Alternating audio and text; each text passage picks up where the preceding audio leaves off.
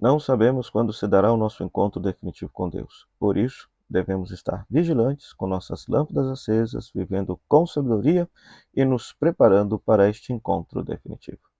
Olá, sou o Padre Fernando José, pároco da paróquia de Nossa Senhora das Mercês, Arquidiocese de Belo Horizonte, doutorando em Teologia Bíblica pela Faculdade Jesuíta de Filosofia e Teologia, a FAGE, bolsista da FAPEMIG.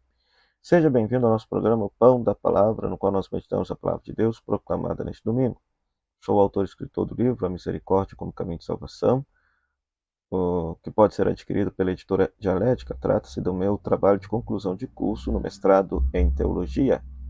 Minha saudação também aos queridos radiovintes da Rádio Comunidade FM de Bom Sucesso e da Web Rádio Nossa Mãe de Birité, que nos cedem esse espaço para pregar a Palavra de Deus. Nós temos como texto bíblico deste 32º domingo do tempo comum, Sabedoria, capítulo 6, versículo 12 a 16, 1 Tessalonicenses, capítulo 4, versículo 13 a 18, e Mateus, capítulo 25, versículo 1 a 13. Vamos meditar com alegria a santa palavra de Deus.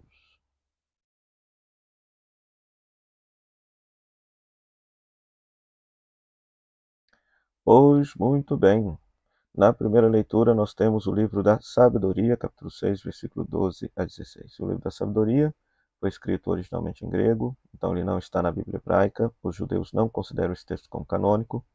Foi escrito pelos judeus que moravam em Alexandria, no Egito, e a Igreja Católica considera esse texto como canônico, como inspirado por Deus.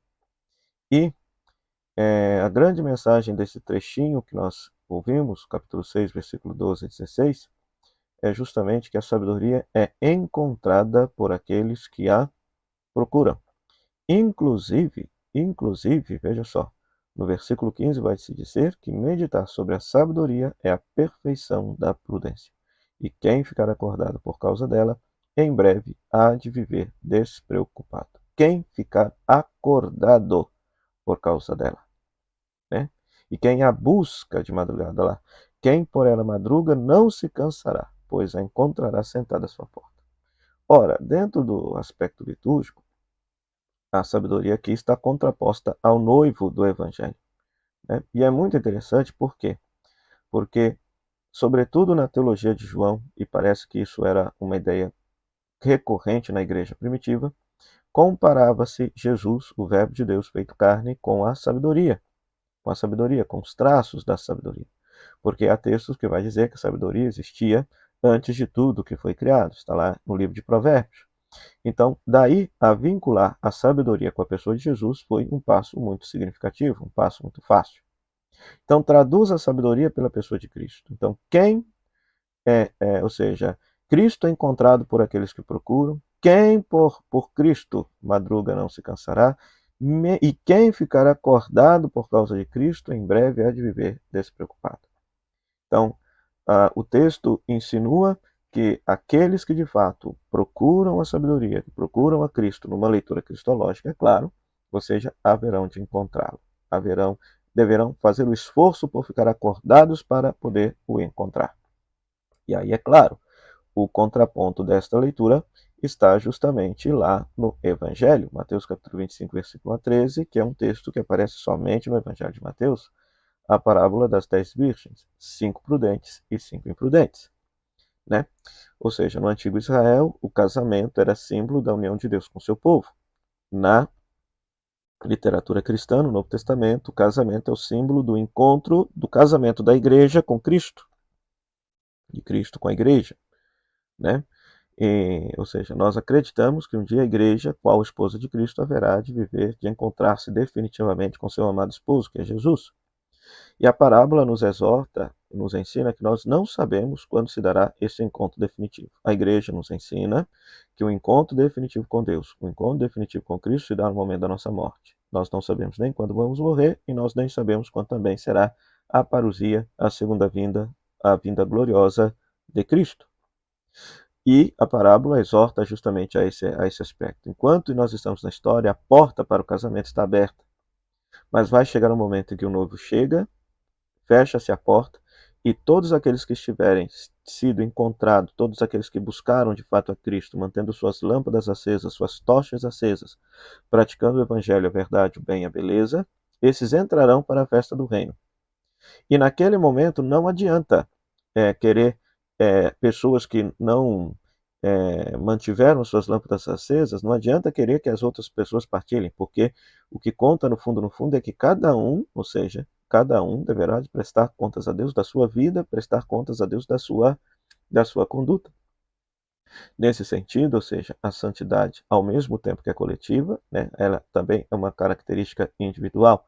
Cada um deve buscar por si a melhor maneira de corresponder à vontade de Deus, né? Então, de que lado você está? Será que você tem sido uma virgem prudente, ou seja, todos os dias praticando o evangelho, vivendo cada dia como se fosse o único de sua vida, esperando o encontro definitivo com Deus? Ou será que você tem sido uma virgem imprudente, conservando a sua lâmpada apagada e postergando para depois a prática da fé e a prática das boas obras? E a segunda leitura também tem a ver, é a carta de São Paulo aos Tessalonicenses, capítulo 4, versículo 13 a 18. Né? Ou seja, a carta aos Tessalonicenses foi o primeiro escrito do Novo Testamento. É do próprio punho de Paulo. Inclusive, aparece na carta que quando Paulo está, inclusive nesse texto, no versículo 17, em seguida, nós que formos deixados com vida, seremos arrebatados nas nuvens para o encontro com o Senhor nos ares. Paulo acreditava que estaria vivo para o encontro com o Senhor. Né? Ou seja, existia uma expectativa da volta iminente de Cristo, da volta da parousia iminente de Cristo, né?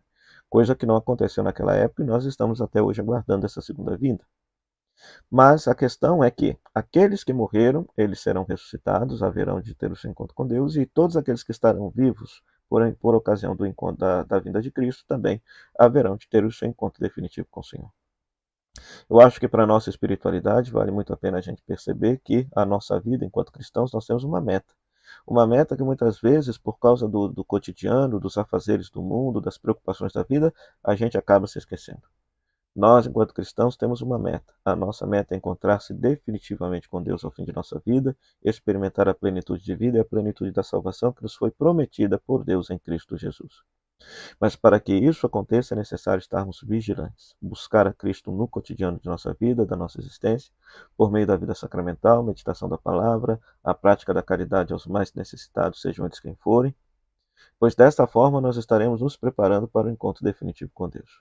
Você haverá de perceber que, no decorrer desses próximos domingos, o Evangelho sempre vai falar do fim, porque o ano litúrgico está chegando ao fim e a liturgia, de forma pedagógica, nos insere também no mistério do fim de nossa vida.